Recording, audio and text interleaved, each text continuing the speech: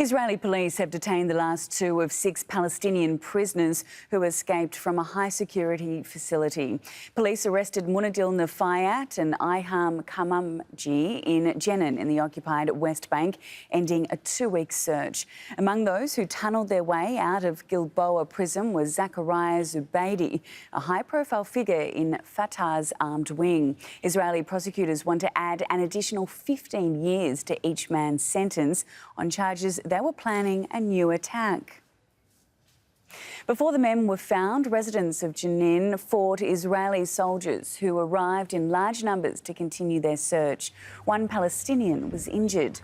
Jenin residents say since the jailbreak, thousands of law enforcement and military have been deployed in their city. Harry FAWCETT has more from West Jerusalem. There was a statement from the Israeli military saying that there was violence afterwards with locals from the area. They said throwing rocks and improvised explosive devices at police. They reported live fire as well. Certainly, we do know that there have been protests. There was concern that if there was a major violent end to this manhunt, that it could end in a very bloody way and potentially spill over into wider violence. So I think the Israelis will be happy that they managed to get these men back without that kind of gunfight at the end of it. This was a very major breach of the Israeli security system.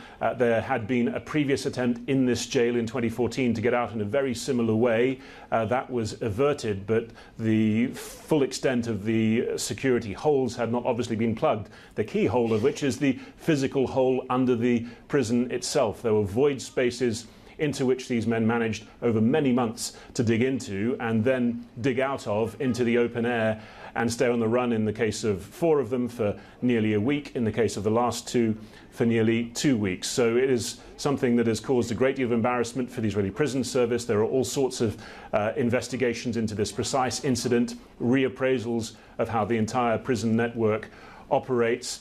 And this is something that the recapture is something that the Prime Minister, Naftali Bennett, has greeted this morning by saying it was sophisticated and quick, reported to be costing many millions of dollars a day, this massive manhunt, which has now ended in this way. But certainly this has been a major breach and a major embarrassment for Israel's security apparatus.